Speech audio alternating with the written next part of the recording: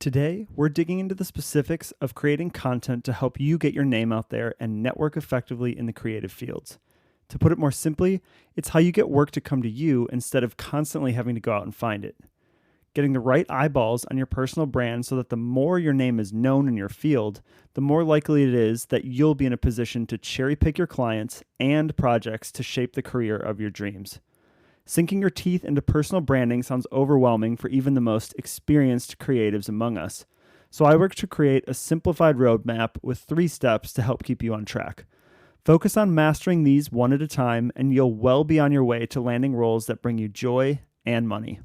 Step 1 is to just start posting. The goal here is to see who responds. This is about building a habit and finding your audience. At this stage, it's about developing a habit because the most difficult piece of this entire puzzle is literally the first step, getting started. It genuinely doesn't matter what you post about as much as it matters that you do it regularly. Whether that's once a day or once a week, post to the platforms that feel right to you and do it on a consistent basis. Remember, the enemy of good is great, and we're not trying to build your empire in a day. This first step is all about building the habit. Step 1 checklists are don't overthink it. Use a schedule app to help. Buffer is my favorite. Stick to your weekly cadence. Find someone to hold you accountable if it helps. And dedicate an hour or 2 every week to focus on this task alone. Step 2 is to add and refine. The goal in this step is to learn what content is working and to do more of it.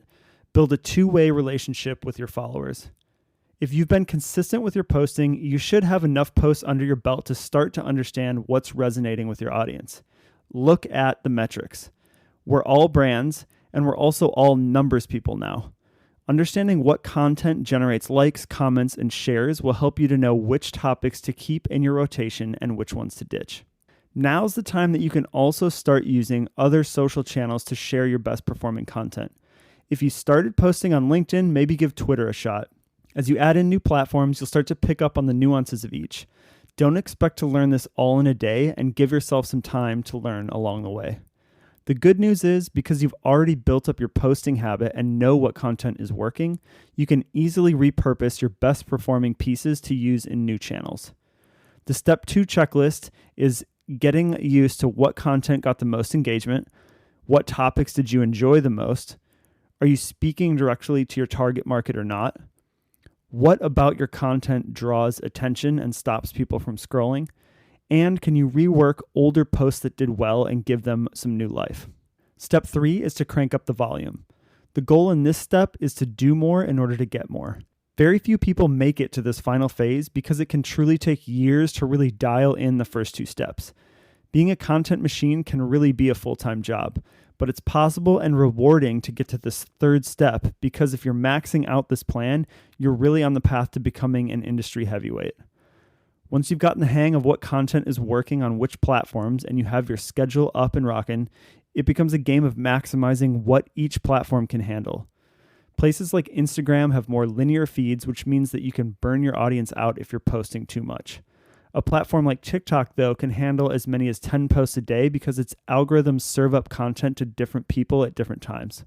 Your step 3 checklist is to see how many posts each platform can handle, what are the nuances of each platform, what are the best times to post, and are there other tools you can use to maximize your reach? Because this process can be so dependent on your own goals and content, you may find that your audience doesn't use specific platforms, or that you really only have time to master one. This process is by no means a one-size-fits-all, but more of a guideline to help keep your eyes on the prize. Even if you only ever prioritize step 1, you're able to keep that engine running for a longer period of time. You'll be so many steps ahead of where you're at today, and that's the ultimate goal. Small steps over time. Because the longer you're able to continue posting, the higher your chances of getting to where you want to be. Here's a quick recap. Step 1, just start somewhere and anywhere. Step 2, when you know what's working and you have a solid habit, start to add and refine your content. Step 3, do more and start to watch new business roll in. A few last tips. There's no one-size-fits-all plan. It's up to you to learn what works for you and your audience. Starting is better than not starting. Make sure you're taking small steps over time. In content land, there's no such thing as too long, only too boring. In order to understand quality, you first have to go through quantity, because reps build strength. As with all creative work, it will suck at first until you get better at it, and that's okay. Don't give up on other processes for bringing in work. This is a long-term strategy that should work alongside your other ways of bringing in new clients. If you want more tips and tricks on how to craft the creative career of your dreams, head on over to thecalculatedcreative.com. See you next week.